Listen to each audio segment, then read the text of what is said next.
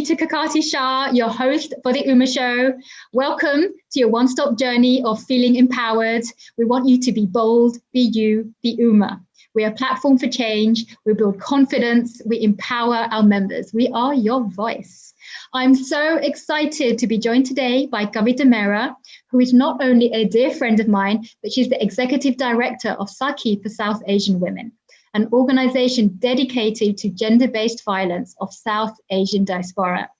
Kavita has personally been an advocate for women's rights for many, many years. UMA and Seki have actually partnered together for a while now. We build confidence through workshops, mentoring, and job placements. So welcome, Kavita. It's so lovely to have you here today. How are you? I'm doing well. How are you? Doing really, really well. So thank you again for joining us today. Let's get straight into it. So I wanted to start off actually with an excerpt from your website, which mentions that worldwide gender-based violence is the greatest public health issue faced by women. It affects 33% of women worldwide, 25% in the United States, of which 40% are South Asian women in the United States. That is pretty stark. Can you tell us a bit more about that and Seki's mission? So Seki for South Asian Women was founded in 1989 with the belief that survivors of gender-based violence have the right to live without violence. We know that this is a public health epidemic within the South Asian diaspora. 2 in every 5 South Asian women experience some form of gender-based violence in their lifetime. And that is higher than the national average here in the United States. And what we have seen through the course of our work is the growing need to be able to dismantle the continued forms of abuse that survivors face and to continue to support them through their healing journey process. Absolutely. And thank you for sharing that and for the work you do, Kavita. Tell us a little bit about your journey and how you became that voice for South Asian women. Thank you for asking. So I don't know if I would consider myself the voice, but as I think there are very many voices within this movement, and I feel humbled and grateful to be part of it. So Seki is deeply personal work. The question I ask myself every day is, what would I be if Seki were in my mother's life? And she had a community that supported her at a particular moment in her life where, you know, we could have had a different option. And I was an intern back in 2002. I knew that I wanted to come back and lead this organization. And back in 2017, I was named its 5th executive director and have been really grateful for the opportunity since. Well, you've been doing a fantastic job. I mean, I've been personally to a couple of your galas as a firm supporter, and I've got to say that you are that voice, Kavita, and you really lead the organization so well. You have that passion and really what is needed for these women out there. So again, kudos for doing all that work. You're also a new mum, so congratulations. Baby Dylan is absolutely adorable. Absolutely love him to bits. And I just wanted to share with us, how do you balance being a new mom and running Seki, given you're in quarantine and how busy it is right now? That's a great question. So Dylan Kindred Chopra is the light and joy of our lives, especially in this really trying moment. 7.5 months old, so he is learning and exploring the world in new ways, which is fascinating to watch. But I'm fortunate to have a really strong partner and a husband who believes in the work and is fully vested in the movement with me, and believes that survivors should have a safe space for their healing. And his belief is, I would say, fundamentally as strong as mine, and supports every component of the work that I do. And so we tag team and we balance it out. And that's how we are making it work in this moment. And that is so needed. You're right. Just having that support, having that partnership, having somebody there with you. I mean, I have a very supportive husband too, but not everybody does. And I think that is part of the work that you do. So can you tell us a little bit about, you know, how it's been now? Obviously, pandemic is happening right now. Things are insanely busy, I imagine, for you. Can you tell us a bit about that? What are you seeing and how are you there to help women, especially now that we're in quarantine? So the shelter in place restrictions and COVID-19 has directly impacted survivors that we work with. And so let's be clear that we have, as we continue to address one public health epidemic, another one is rising right in front of us, and that is gender-based violence. And we have seen a rise more recently in the last month of survivors reaching out to us about wanting to leave their perpetrators, especially because the forms of abuse that they were experiencing through the course of March and April were so profoundly difficult and significantly more intense than prior months. And it's the moment of the economic hardship. It is the moment of the sheltering in place and the close confines that all of us live in New York City, coupled with just the intensity and trauma of this moment that has really led survivors into a place where they need to work with an organization like Seki. And so we see ourselves as really a conduit and an opportunity for survivors to potentially find other avenues of in their life, right? And so we have a survivor-centered, survivor-led approach. Survivors determine what their next steps are for their life, and all we do is facilitate that process.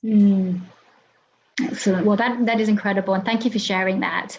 And just talk to us a little bit about, how was your work day pre-COVID-19 compared to now, where we're all in quarantine? I can tell you from my own example that, I have two small children as well. Rhea is now 5, Rahi is 7, and homeschooling, it totally whacks your normal schedule. You have to do that. From my perspective, I think being the mom, I'm very much involved in the day-to-day.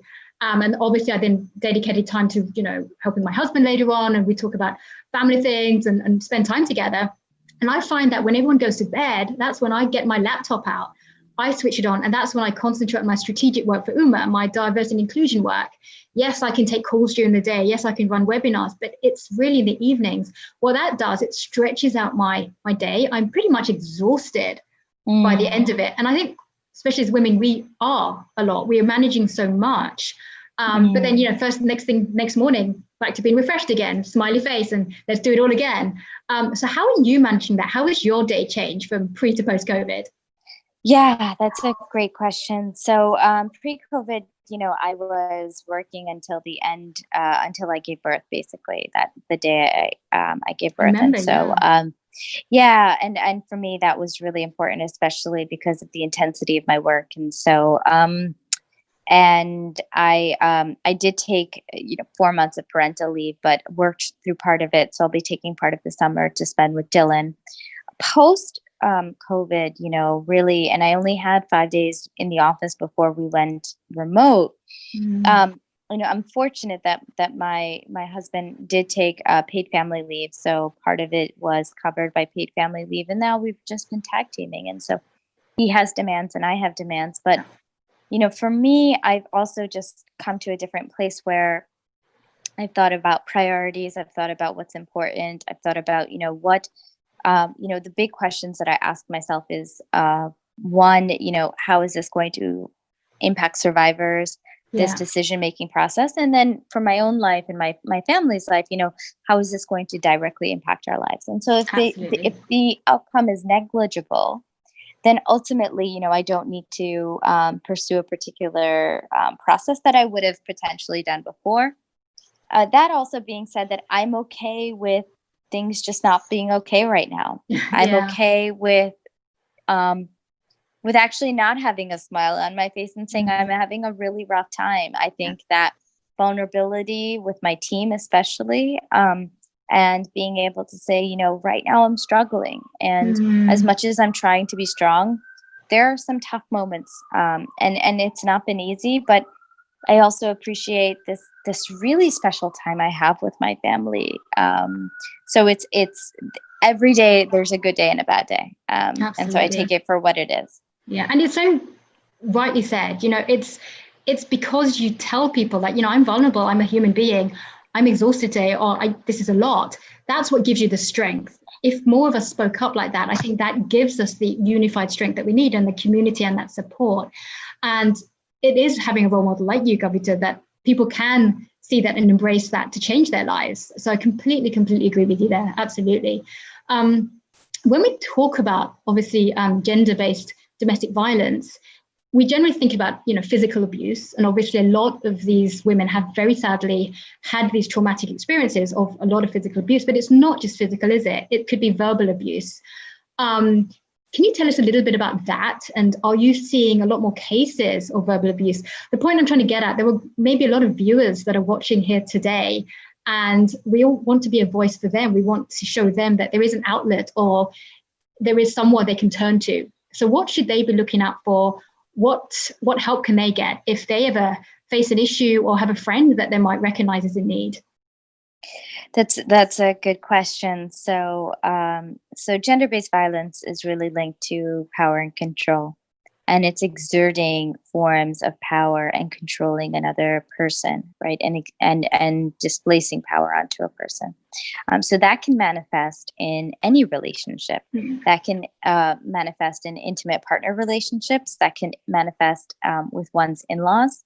That can manifest in elder abuse. And we see that through the course of our work with all three. So, and we work with survivors across the board. That can manifest as parental abuse. And so what we are cognizant of is that anyone can be a survivor at any point in their life. And the way that form of power and control can come about is, you're right, through verbal abuse, through physical abuse, through financial abuse, right? Through emotional abuse, through gaslighting, through we have a case right now that is caste-based abuse. Wow. So we have a survivor who is Dalit and refers to herself as Dalit, and her in-laws have been, and her partner, her husband, has been abusive toward her because of her caste standing. In 2020 in the United States. You think this doesn't exist anymore in this country, but it's incredible to hear. Well, I mean, I think we have assumptions about, modernity and what it means to be living in the United States. And quite frankly, these things translate. Yeah. It can happen as forms of abuse through immigration. And withholding one's immigration status, or using one's immigration status as a form of abuse. So really, it is using a tool to control another person and exert one's power. And so that is really what we see through the course of our work. And that's what links all of the survivors we work with through their experiences, their shared experiences, how those forms of control can come up. Absolutely. And I think that's an important point you bring up, is the shared experiences, and it's the community that you're building as well. When people share and come together, they find they're not alone, and there are more voices they can turn to as well. So incredible work again. So how can people reach out if they know somebody themselves, for example, or going through? How can they reach out to you? So is it confidential as well? Yeah, everything, all conversations with the survivors we work with are 100% confidential. Please visit our website, seki.org, and I'm sure that your team will put up our contact information, including our helpline, our text line, as well as our website. And so folks can email us also as well. And so there are multiple avenues. We've been doing a lot of teletherapy. We have the capacity to text with survivors locally and internationally. So our team is fully equipped to be able to work with the community. Amazing. Do you remember the phone number off the top of your head, just so that we can, in case somebody's watching this now and they're... Yes. 212-868-6741. And then our text line is 305-MY-SEKI. Our website is www.seki.org. Excellent. Thank you so very much. That's such meaningful work. And I think that really is what we wanted to talk to you about today, about your incredible journey, how you balance and everything, and then the outlet for other folks out there.